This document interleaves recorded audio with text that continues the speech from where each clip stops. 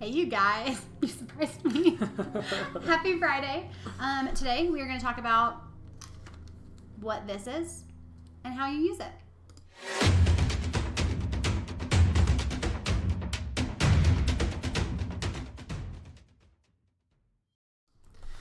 All right, so if we haven't met before, I'm Graham. I'm Ashley. And we are the Scobies. We are wedding and elopement photographers. We're based out of Colorado. Mm-hmm. And we are spending the weekend shooting weddings and elopements. Oh my gosh, you guys, it's September. If you love someone who is a wedding vendor, hug them today. Give them a hug. Give them a hug because we are all drowning. And we love our jobs. Our jobs are great. We're drowning. September and October seem to be our busiest months every year. Yep. Holler if you hear us. Yeah. Wedding vendors. Exactly. If you're doing good. If you're a wedding photographer, give us a little thumbs up in the comments. And also pat yourself on the back. So tell us, what are you doing with your weekend? We are both actually getting to go up to Rocky Mountain National Park or Estes Park area. I'm shooting tomorrow a wedding at the Stanley Hotel where The Shining was filmed. As a point, I don't ever stay there overnight because I'm terrified of it. Yeah, that seems reasonable. Here's Johnny. I am going to be in Estes today in Rocky Mountain National Park shooting. So what are you doing? Are you watching football? It's college football season. Sports ball. Sports balls and things. Go fight, win. Yes. Are you spending time with your family? Is it pumpkin patch season yet? Almost. I feel like this is the next weekend, like the 27th, rounds the curve of when all the pumpkin patches are opening, and I love it. I'm here for it. Yeah. We need to do that haunted pumpkin patch. There is a pumpkin patch here in Colorado where you can shoot paintballs at zombies. We need to do that. That sounds like a lot of fun to me. Yeah. I think it sounds scary, but I would do it with you because I like you. Okay, so flashes. You took our advice because you're smart and because you think that we know what we're talking about. TBD on that.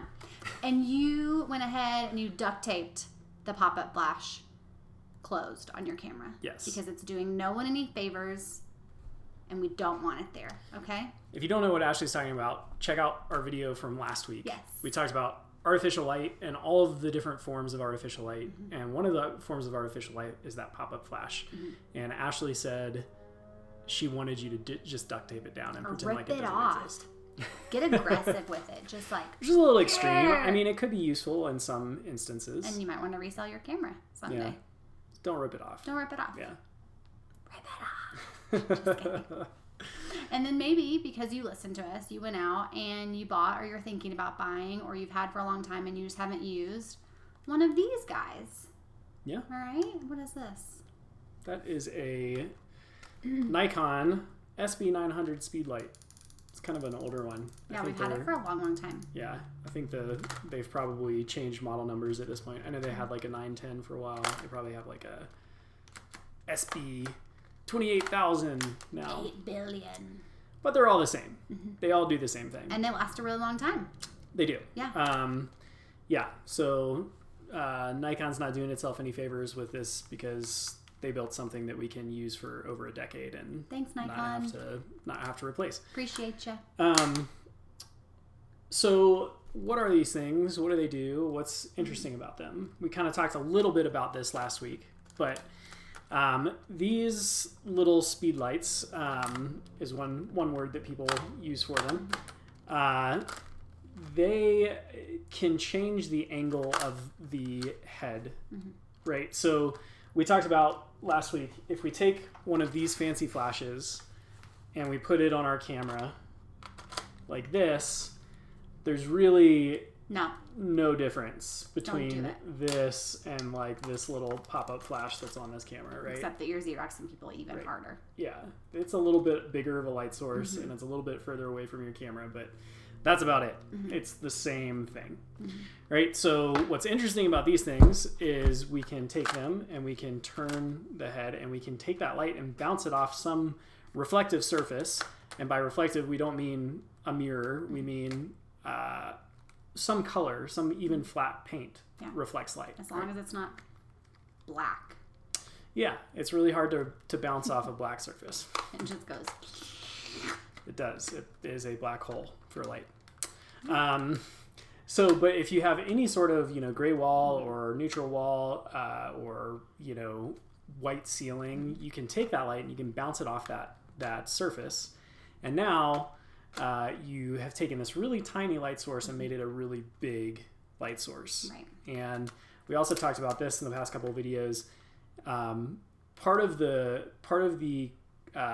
way that we kind of qualify good quality light, quality of light, it's the direction of that light and the size and kind of shape of the light source, right? Diffusion. Yeah. Just keep it with the D's. It's direction and diffusion.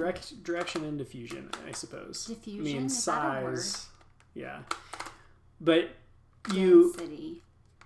But so when you're bouncing your flash, you take this really tiny light source, you change the direction so that it's not a direct coming from your camera source. Because here's the thing. We don't walk around with a spotlight on our head, right? No. So we're seeing people, the way you're seeing us right now is the way we naturally see people, right? There's light coming from a lot of different directions and it's creating shadows across our face. We've got a window over here. We've got this little fill light over here. So light from our computer. Yeah. So you're not looking at us with a spotlight on our face coming from your head, right? That's why it looks strange when we do this, right? We're not used to seeing the world filled in with light. Well, and it flattens it, right? Like directional light gives you dimension. It gives your subject a lot of dimension because you can see angles, you can see shadows, you can see light spots. And when you just point your flash at someone, what we mean by Xeroxing is it takes them down to 2D, kind of. Right. Yeah. So we can do a lot of things with this flash when we just put it on our camera, as long as we know what to do with it, right? We can change the direction of our light. We can change the size of our light source. And that's improving the quality of our light. Now, that's just one way that we can use this flash.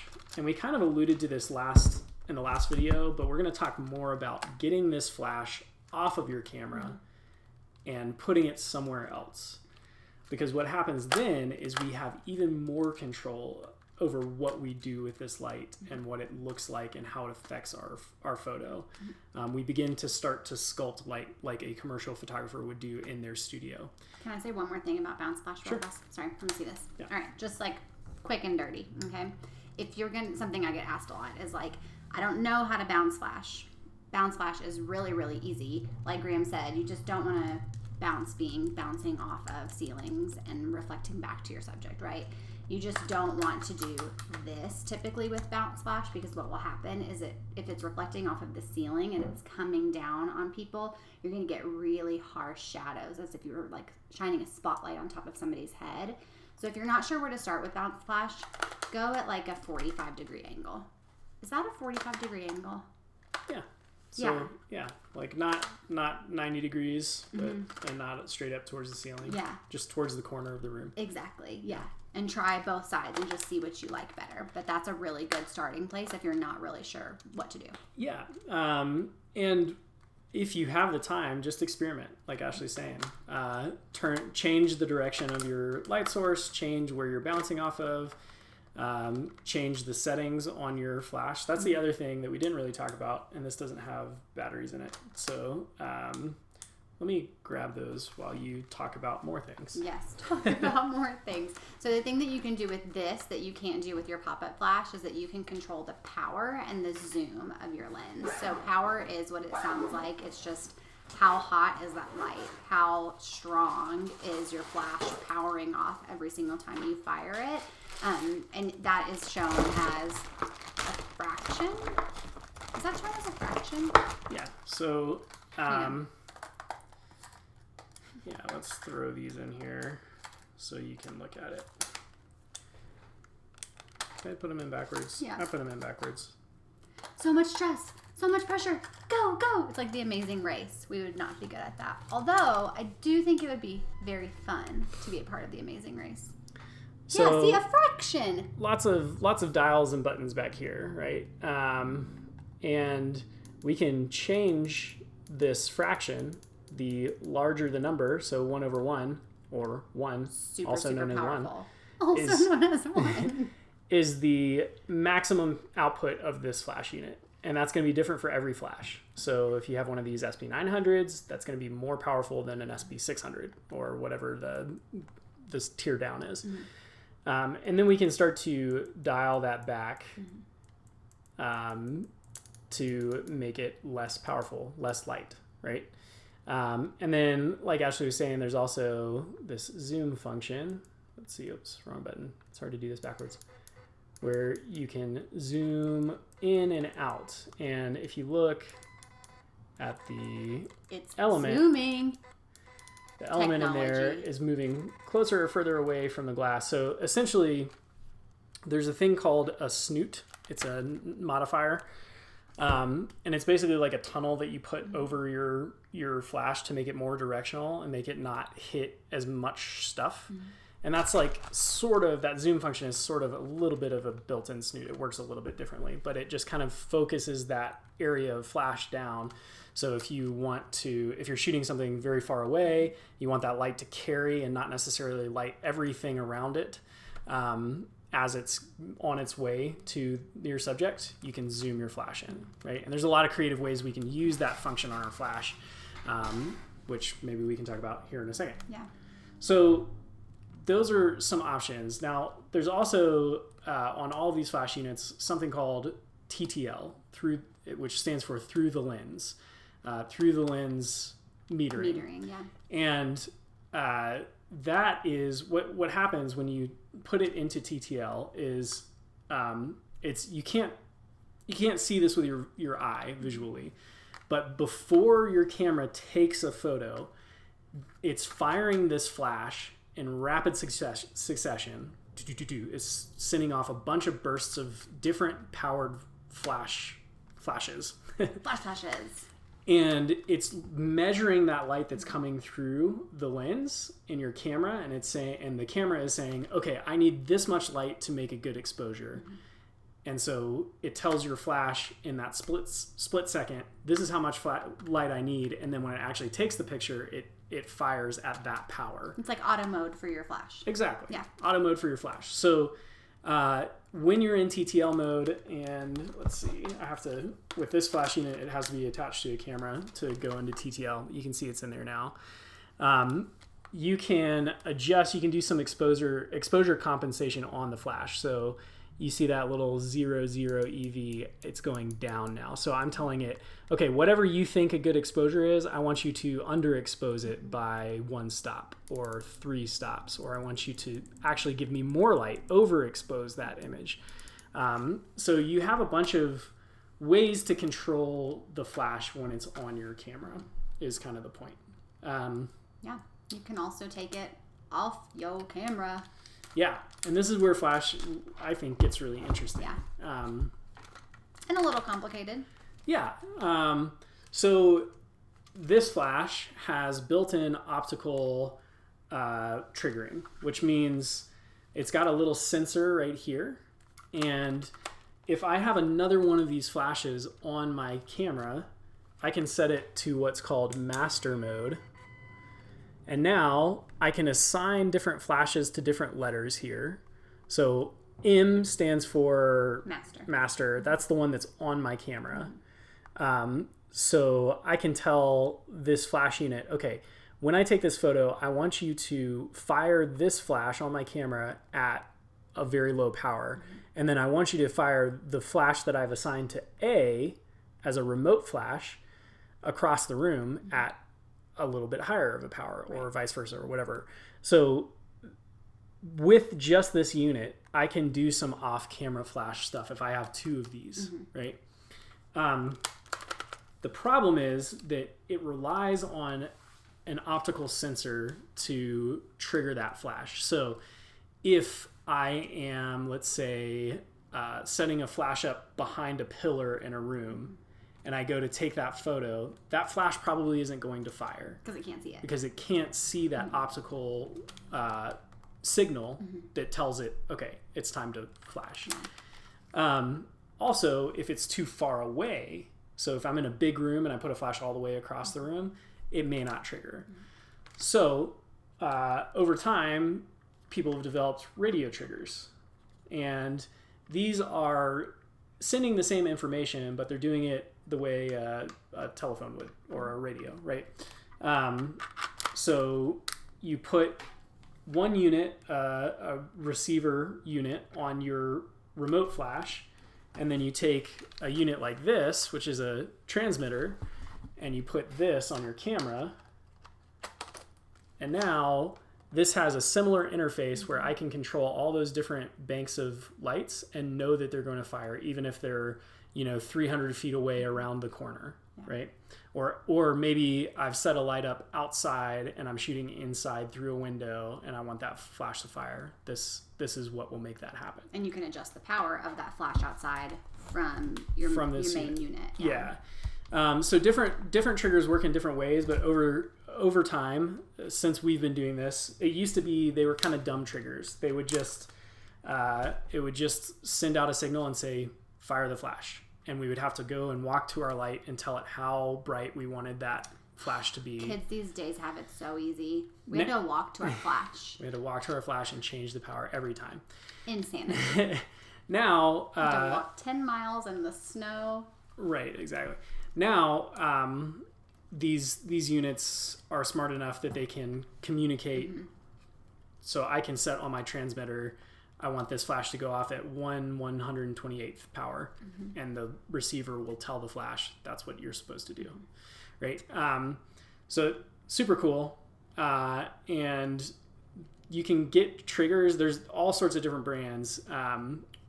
Back in the day, Pocket Wizard was like the only option, and they were dumb triggers, but they worked all the time. They were super reliable, and that's what people bought, and they were like $300 a unit. They were like as expensive as a pretty decent flash. Now, there's a lot of competition in the market. Ashley uses a brand called Radio Poppers. I use these flashpoint triggers. I need to get some new Radio Poppers. But the way that that competition has played out is they're a lot less expensive. One thing you do want to be aware of when you're buying triggers is a lot of times these are keyed for certain brands of cameras. So these particular flashpoint triggers are made to work with my Fuji system. They will not work with Ashley's Nikon. The receivers will work with Ashley's Nikon flashes, but the transmitter isn't going to work on her Nikon camera. Doesn't like Nikon. Yeah. So that's one thing to look out for when you're looking at triggers. So that's how we get those flashes to fire off camera. That's what we use when we're taking our flash off of our camera and putting it on a light stand. We throw them on one of these triggers. And doing that, taking the flash off of our camera and putting it on a light stand allows us to really sculpt light and manipulate light in a room that might be really dark or difficult to see in, and that may not give that dimension to people unless we were able to take those flashes off of our camera and put them where we want them. And it allows us to create some really beautiful imagery. So we're going to show you guys a couple of pictures that use off-camera flash, and one with a modifier, and kind of walk you through what we were thinking when we put those flashes. What were you thinking? What were you thinking when we put those flashes where we put them? All right. So here we have Katie and her dad. This really sweet moment. I think they either are about to start or they're just finishing their father-daughter dance. So we had a light set up in the corner of this room back here. Let me see if I can highlight over here. Right behind Katie, right? And then we also had a flash kind of back behind us. Oops, sorry. I'm clicking on the wrong thing. Here, back behind us and kind of towards the wall. Like if you followed this wall down this direction, we have another flash set up back there. So what's happening here is we've got this nice little hair light that's right behind our subject. So you can see that it kind of outlines her shoulder, it outlines her hair, it gives her some dimension, and it helps her it pops our subject off of the background, right? So we've got all these dark shadows back in the ceiling area back here, and then you hit her face, and you have this nice outline of light that highlights our subject. Yeah, it's very clear where we want your eye to go. Yep. And you definitely have the same thing on his face here. And then you also have this light that's kind of sweeping across her face, and that's coming from that other light that we talked about being over here, right?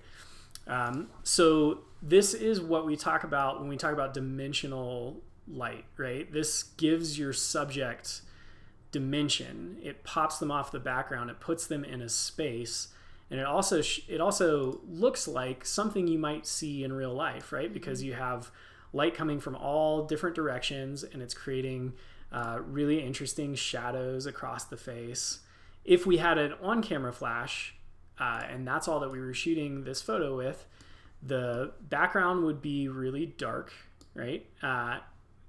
We definitely wouldn't have a whole lot of light spilling back on the crowd behind them, and there wouldn't be any dimension on our subject's face. It would just be flat, right? So that's one way that we use off-camera light. A lot of times we'll set up two off-camera flashes in a room like this, and we typically, we can change our position and work around those lights, but we kind of have in mind where those lights are and what angles we can shoot at that are going to be most flattering to our subject. Right, and we want those off-camera flashes to be behind our subject, because if they were in front of our subject, we would just be, again, Xeroxing them at a greater capacity, Xeroxing them from multiple flashes.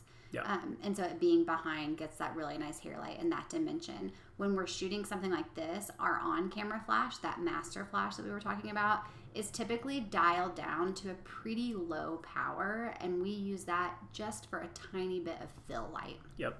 So I'm trying to remember. It's been a while since this wedding. It's been many years, but and I don't even remember if I took this photo or if you did. But we probably do have a little bit of fill flash from that on-camera light because this side of her face isn't super dark, right? And I am seeing a little bit of like highlight up here in the. And reflection right there. Yeah, I don't know where that light is coming from, but they can't even see that. It's too high. Yeah. So the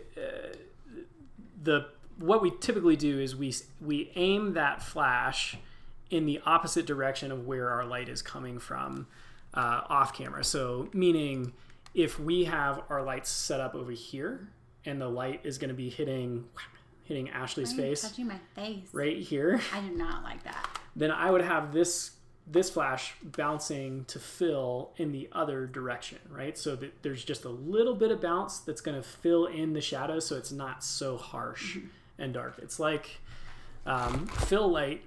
Right now we're using a light up this direction that's filling in our faces a little bit. Let me turn this off so you can kind of see the effect.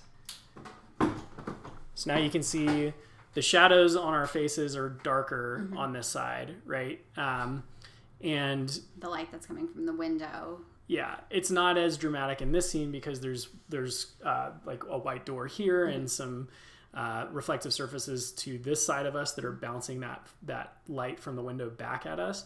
But if you have a high-powered flash in a very dark room, that contrast is going to be even greater, and then you start to lose detail on people's faces, and it starts to look a little bit more dramatic and contrasty, which some people like and some people don't. So just knowing what you like and how to make that with your lights is a big piece of our job as photographers. Yeah, totally.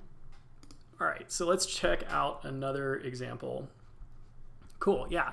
We showed this photo last week, but this is an example of getting our flash off of our camera, getting it onto a light stand, and then using a modifier to change the size of that light source. So what we've done here is we have a big old softbox that's off in this direction. And a softbox is, maybe I can get one out and show you here in a second. It's a big piece of well, it's a big box, first of all. And it softens light. That has a big piece of semi-transparent white material that goes in the front. So it takes that tiny little, let's say we had this tiny little flash, right? Like this is the flash head. Oops, sorry. If we were taking this, I don't know why I keep saying that. If we were taking this photo with this tiny little flash, the shadows and the contrast on this image would be a lot contrastier. The light would look more direct and harsh. Right. And so using that big light source kind of rounds out that light, makes it softer, makes it fall across this our subject, which here is the flowers and kind of this tablescape, in a nice soft way that highlights all of it, gives our light some direction. And creates an evenness across the scene too, right? Because if we had that flash, let's say, you probably wouldn't be able to see everything that's on the table as clearly. It would be more this really harsh bright spot on the flowers, and then everything else would fade to black a lot quicker. That's very true. Yep. Okay, let's check out something else. Here we go. This is an example of using one light off camera. To create dimension in your photo. So this is just a direct flash. It's probably somewhere off camera over here, and it's a bare bulb. It doesn't have a modifier on it. It doesn't have a softbox. So you can see these harsh shadows that it's creating back here. But we're getting that light off of our camera and away from us, so they're not being Xeroxed. There's still some dimension. We're pointing it straight at the subject, so it creates this cool highlight effect in the middle of our frame. It's probably zoomed in quite a bit, so it's because it's not hitting the ceiling of this frame, right? So it's pretty directional light, and it's highlighting our subject in a way that doesn't look like we're Xeroxing them. Totally, yeah. It gives that dimension. It helps them pop off the background. If we were shooting directly at them, there would be light on the background, which wouldn't create that contrast of them being brighter than the back, like the wall that they're kind of up against there. Totally. Cool. And then here's another example of that two light setup. We've got two lights here, and we're using them as backlights, right? They are directly behind our subject. This is a moment where Mom is giving a speech. I think we have several in this series where Mom is in focus. Yeah. But we're not even, I don't think, was there any fill here? Maybe there was a little bit of fill. Yeah, I had it on camera. Yeah, so Ashley's using an on-camera flash. She's bouncing off of the ceiling or the wall behind her, and it's kind of bouncing down and filling in our subjects here. So you get this moment of the bride and groom, and their friends watching this speech here. Anything else you want to say about that? No, there are just so many different kind of feels that you can create with off-camera light and on-camera too. Just being able to kind of use that artificial light, the flash, whatever it is that you use to kind of craft an image and get whatever is in your head out into the world. And all of these tools just kind of pile up in your toolbox so that no matter what the situation, you walk into a warehouse and there is no light to be found, or you are in midday and you need even light on a group of people, or you're trying to capture your kiddo running around the basement, whatever it is, you're capable, you're equipped to handle those situations and capture moments in a way that they're not being detracted from because of your lack of light or ability to deal with those situations. Totally. So light is such a complex subject. Mm-hmm. We kind of talked about this last video, but light is the tool that we use as photographers. It's the media that we use to create our art, yeah. Right? So where a painter has paintbrushes and paint and canvas, and we have light. Yeah, that's right. And Ashley just started a pottery class. So your media is clay. It's so fun. But we craft in light. Mm-hmm. So understanding light is the quintessential skill set that a photographer has, and we could talk for days and days and days and days and not cover every nuance of light and how to use it well. Mm-hmm. So if you have questions, drop them in the comments of this video. If it has to do with light, great. If it has to do with something totally different, great. Let us know. Yeah. We use the comments from each of these videos to create the next video. We do these every Friday, or we try to. Some Fridays we're working. Some Fridays it's September. But we want to make videos that are helpful to you and want to make sure that you're learning what you want to learn. These are a resource just for you. So let us know what you want to learn, what you're curious about, and we will make a video just for you. Yes, absolutely. If you are trying to figure out how to shoot in manual, that's the first thing that we recommend for any photographer. So if you're just getting started in this hobby, and you want to figure out how to make better photos, to make those photos that are in your head, sometimes it can be frustrating, right? You have this idea, you have this picture in mind, and you go out and you take the photo, you click the shutter, and your camera doesn't do what you want it to do. It doesn't have the same vision that you have, right? Our camera is just a piece of engineering. That's all it is. Machine. It's not creative at all. You are the one that creates beautiful photos. Yes. So learning how to shoot in manual gives you complete control over your camera. You get to tell your camera, no, I don't want you to do that. I want you to do what's in my head. You're not the boss of me, camera. Yeah. And that can be a hurdle for a lot of people, we found. Just learning to shoot in manual, it feels intimidating. It feels overwhelming. There's a lot of buttons and settings and dials on my camera. What do I need to pay attention to? We can teach you that. We've put together a free resource for you over at manualbootcamp.com. You can go over there, put in your email address, and download the free manual mode cheat sheet. That'll be an introduction to shooting in manual. It'll talk about the 3 most important camera settings and kind of show you what those different things do and how they interrelate to one another. If you want to go deeper and you want to learn how to shoot in manual in 7 days, we can teach you that. We put together a course just for you, just for people like you, so that by the end of a week, you know exactly how to get those photos that are in your head out into the world. And you are shooting in manual. And you're shooting in manual as well as we do, as 12-year veterans of a wedding photography business. It took me longer than 7 days to learn how to shoot in manual. Yeah. It was, we had to stumble through this stuff, and we had some mentors that helped us along the way, but it took us a long time. And so we've boiled all that down. We've distilled all of that information down to exactly what you need to know to get going with shooting in manual. It's only $17, so we think it's a steal. Steal. Everyone should have it. It cost us way more in workshops and way more time than 7 days to learn 100%, this. Yeah. So frustratingly throwing things across the room and breaking them. Yes. Cost more than $17. That did happen. So you can find a link to that course, and you can even purchase that course on that link below as well. Just sign up for the free manual mode cheat sheet, and then it'll take you to an opportunity to purchase that course. If you guys have any questions, we wanna hear them. If you have any comments, let us know. Tell us how we can do this thing better. We are creating this because we love photography, and we want other people to be able to do photography well and to get those photos that are in their head out into the world. Yeah, without having a professional in your pocket wherever you go, because that's not realistic and nobody has that. Exactly. So thanks for tuning in, and we will see you guys next week. We're going to head to the mountains. Bye, y'all. Bye.